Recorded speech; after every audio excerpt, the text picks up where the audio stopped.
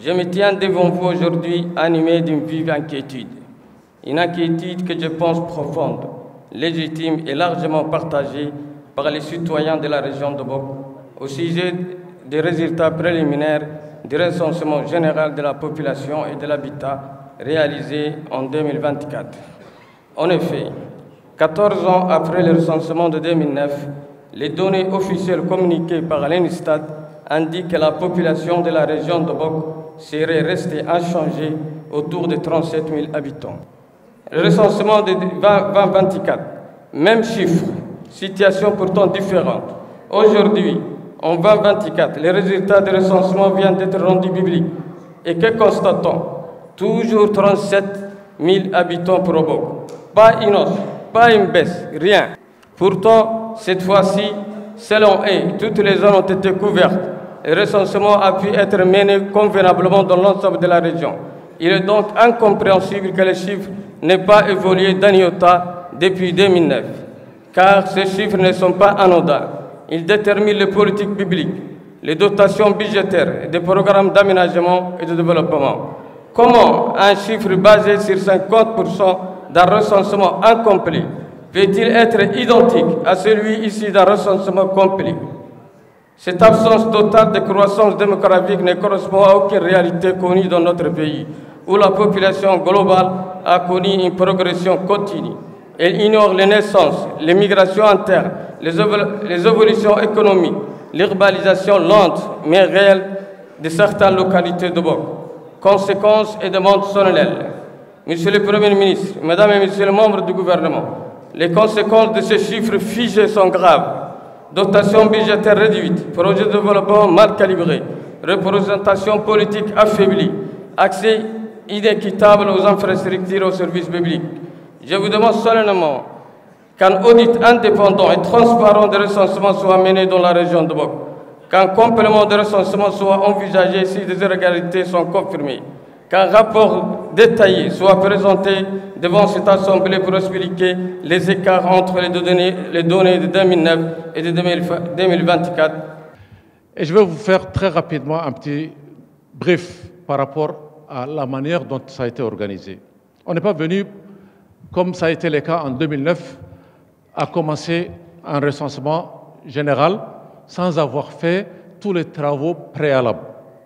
Numéro 1, il y a eu une cartographie pilote réalisée, 1 an avant le recensement général. Il y a eu une cartographie générale qui a été réalisée, 7 mois avant le recensement général. Et il y a eu un recensement pilote qui a été réalisé, 4 mois avant le recensement général. 4 étapes. Et tous ces processus confirment l'un sur l'autre. Il y a une marge de manœuvre dans n'importe quelle opération. Cette marge d'erreur, elle ne dépasse pas 5%. Conformément au décret 2019-237 du ministère du Travail du 19 septembre 2019, modifiant, complétant le décret 2014-156 du ministère du Travail, le Fonds de solidarité de santé de l'assurance maladie universelle a été créé pour assurer le fonctionnement du PASS. C'est tout. Ce fonds est alimenté par des subventions de l'État, des contributions de la CNSS et ainsi par d'autres sources et est placé sous la tutelle du ministère des Affaires sociales. Or, cependant, rien qu'en 2015, janvier 2015, la CNSS vous a fourni un montant de 500 millions. Le ministère du Budget vous a aussi alloué son fonds. Madame la ministre, mes questions sont les suivantes. Pourriez-vous nous expliquer les causes précises ayant conduit à la suspension des paiements de fraudes médicaments et des soins pour le bénéficiaire de l'AMU relevant du PASS, pourtant prévu par les textes législatifs en vigueur? Il y a des gens qui meurent. Ces gens vulnérables n'ont même pas d'argent pour acheter des médicaments. Quelles mesures urgentes et concrètes votre ministère compte-t-il mettre en œuvre pour rétablir rapidement la prise en charge médicale de ces populations vulnérables selon le texte de l'AMU? Avec ces textes, avec ces fonds, on envoyait des gens à l'étranger. Il y a qui ont des maladies chroniques qu'on ne peut pas soigner ici.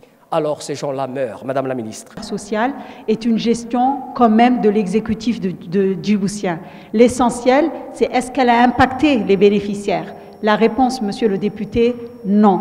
Parce qu'aujourd'hui, les CHU acceptent, il n'y a aucun, c'est nous qui sommes dans les guichets sociaux, monsieur le député, quand il y a eu des petits problèmes au départ, justement par rapport à ça, on les a réglés rapidement. Aujourd'hui, tous les Djiboutiens bénéficient d'un accès gratuit, surtout les plus vulnérables, ceux qui ne sont pas bénéficiaires de l'AMO, l'assurance maladie obligatoire, bénéficient du PASS. Ça veut dire tous ceux qui ne sont pas contributeurs. Ils peuvent aller dans les polycliniques, ils peuvent aller dans les CHU, ils peuvent aller à la CNSS. Certains de nos compatriotes, comme vous le savez, ont un problème d'oncologie. Ils peuvent aller au CHU, mais ils peuvent aller également à l'hôpital de la police. Toutes les factures sont payées. Maintenant, c'est des paiements qui sont internes au gouvernement, que le ministère des Affaires sociales paye au ministère de la Santé ou ne paye pas, ça reste les caisses de l'État. Et je prends à témoin le ministre du Budget qui, au niveau également de l'accès aux médicaments, parce que c'était la difficulté, l'accès aux médicaments, et le président de la République a pris une décision ferme et intangible, justement pour rendre également cette accessibilité et cette disponibilité toujours permanente, et c'est ce que nous sommes en train de travailler pour que nos Djiboutiens ne manquent pas de médicaments. Aujourd'hui, la pharmacie de la CNSS donne à tous les malades chroniques les médicaments nécessaires. Tous les malades chroniques, les diabétiques, les maladies chroniques des enfants. C'est un des rares pays d'Afrique. Et je vous demande même de citer qui sont ces pays d'Afrique qui donnent un accès gratuit à la santé, qui donnent des médicaments, surtout pour les maladies chroniques, qui accompagnent à travers des programmes les enfants à besoins spéciaux.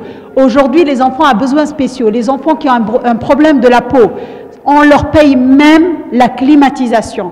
La Fondation IOG leur donne les logements, on leur paye la climatisation. Citez-moi quels sont ces pays d'Afrique qui ont une politique sociale et solidaire équivalente à notre pays.